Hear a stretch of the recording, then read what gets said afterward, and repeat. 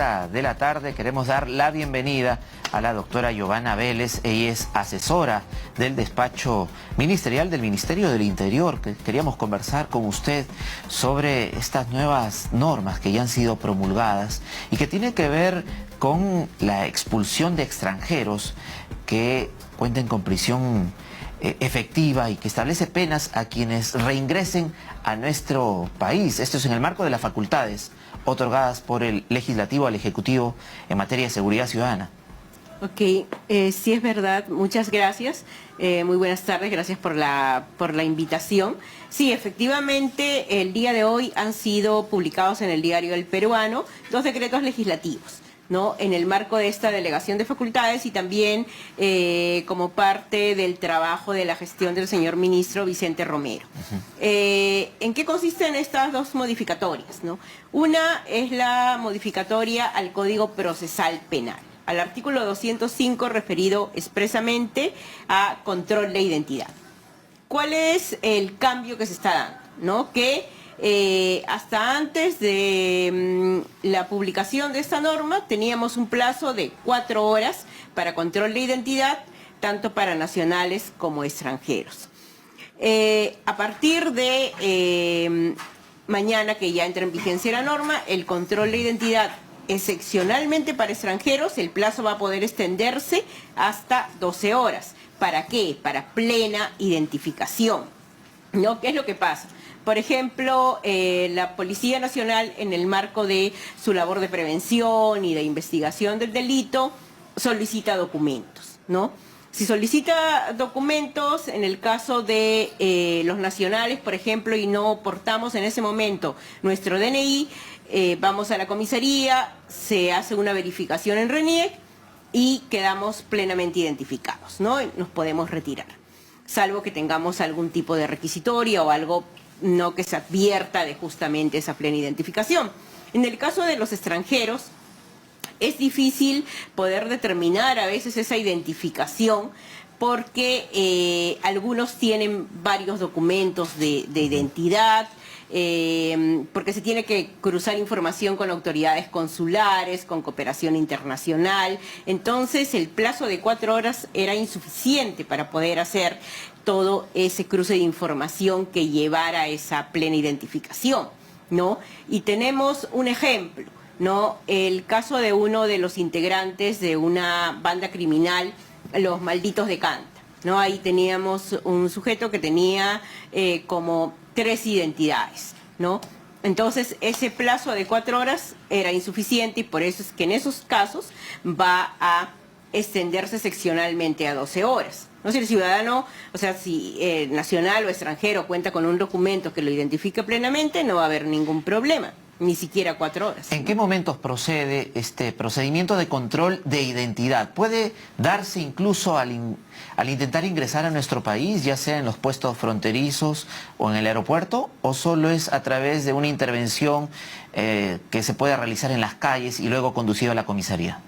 Claro, el control de identidad puede darse en el marco de la prevención del delito, en las calles, por ejemplo, o si se advierte que hay alguna vinculación de alguna persona con un delito, sí podría darse, digamos, incluso en alguna otra zona de frontera, en donde la policía requiera hacer justo este procedimiento, que es una facultad, ¿no?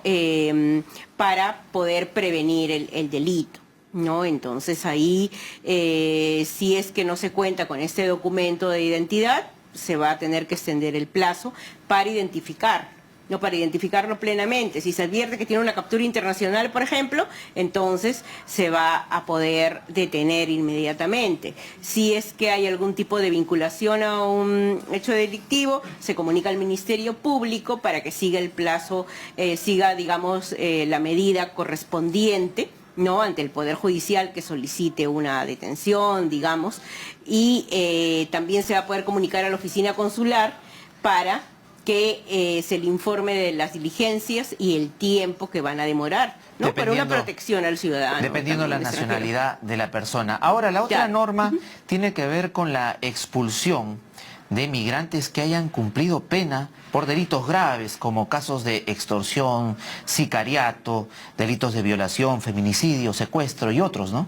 Claro, ahí sí es también un cambio importante, porque antes de esta norma únicamente se podía aplicar la expulsión como pena accesoria en el delito de tráfico ilícito de drogas, ¿no? Sin embargo, ahora a partir de esta modificatoria, el juez va a poder aplicar una pena privativa de libertad y también como pena accesoria una expulsión, ¿no? Es decir, si hay alguien que está vinculado a un delito, bueno, alguien que se le está condenando por un delito de sicariato, extorsión, trata de personas, violación sexual, secuestro, feminicidio, ¿no? Entonces el juez dicta sentencia e impone la pena privativa de libertad correspondiente, y como pena accesoria esta expulsión, ¿no? Es decir, se le está dando, digamos, viabilidad a esta figura de expulsión, ¿no?